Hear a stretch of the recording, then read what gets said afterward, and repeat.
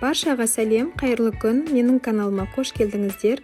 Бүгін сіздермен бірге дәл осындай керемет болып шығатын, өте дәмді болатын мантыларды жасайтын боламыз. Ол үшін видеоны соңына дейін көріп, менің каналыма тіркелуді ұмытпаңыздар. Ең алдымен мантының қамырын дайындап аламыз. Бос ыдысымызға 200 грамм су, 1 шай қасық тұз және 1 дана жұмыртқаны салып, тұзы ерігенше жақсылап араластырамыз. Және оның үстінен керегінше ұнды салып, әдемі етіп қамыр жасайтын боламыз. Қамырымыз тым қатты немесе тым жұмсақ болмауы керек, өте әдемі қамыр жасаймыз. Осындай қамыр дайын болды, ал енді осы қамырды теңдей 2 бөлікке бөлеміз және күлше етіп жасаймыз. Дайын болған қамырды жарты сағатқа тындырамыз. Оған дейін мантының салмасын дайындап аламыз.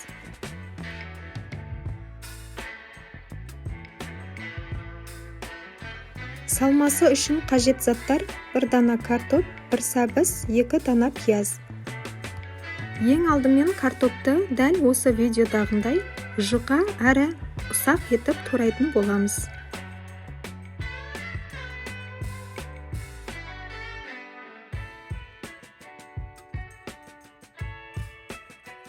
Осылайша майдалап турап алдық.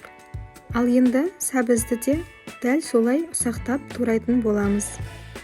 Салмасына қажет заттарды блендердің көмегімен майдалап турап алсаңыздар да болады. Мен осылай қолмен турадым.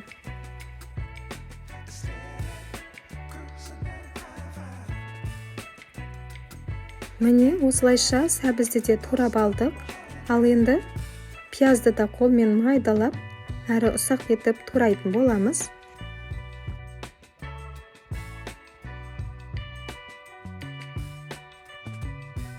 Мантының салмасына мен аздап орамжапырақты да қостым, себебі ерекше дәмді болады. Орамжапырақты да дәл осылай ұсақтап турап аламыз. Және қойдың құйрық майы болса, оны да қоссаңыздар болады. Мен өзім аздап қосамын. Манты ерекше дәмді болып шығады.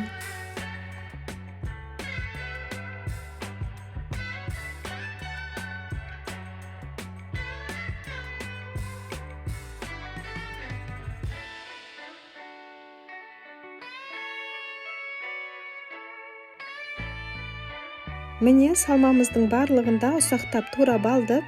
Ал енді осының үстінен 1 килограмм сиырдың тартылған етін қостым және оған 1 ас қасық тұз, дәміне қарай қара бұрыш және аздап қызыл бұрышты да қостым.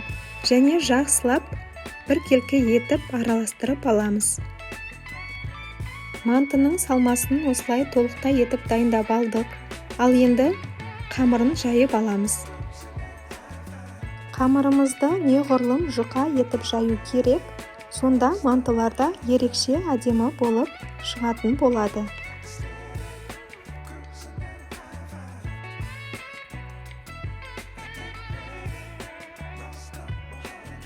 Жайып алған қамырымызды 4 бұрыштап кесіп аламыз.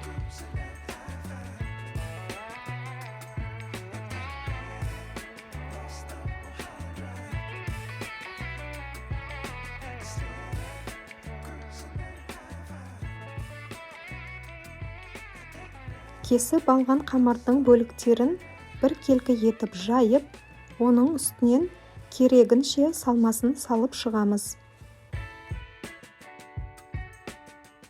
Және мантымызды дәл осы видеодағындай түйіп алатын боламыз. Міне осылайша мантымыздың барлығында түйіп алдық. Ал енді манты қазанның тәрелкелерін жақсылап майлап, осы түйілген мантылардың барлығын ішінен салып шығамыз.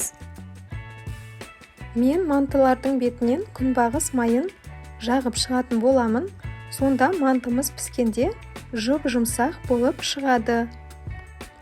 Содан соң қамырымыздың екінші бөлігін де жақсылап жайып алып, осылайша ішінен салмасын салып, бұл бөлігін де осылайша түйіп аламыз. Және барлығында манты қазанның ішіне орналастырамыз. Осымен барлығы да толды. Ал енді қайнап тұрған судың үстінен манты қазанды қойып 40-45 минутқа пісіріп аламыз.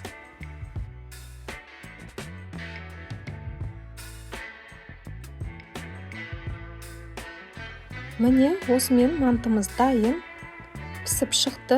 Осындай керемет болып шықты. Хош иісті, жұп-жұмсақ, өте дәмді мантыларымыз дайын. Міне асты жабыспайды, қамыры ерекше шығатын манты. Пісіп шыққан мантыларымызды тәрелкеге түсіріп ұсына берсек болады. Сіздерге арасын кесіп көрсетейін. Міне жұп-жұмсақ, арасы сулы болып шығатын мантымыз өте дәмді. Мен ұсынған мантының рецептісі ұнаса, төменге пікір жазып, лайк басуды ұмытпаңыздар. Ас болсын.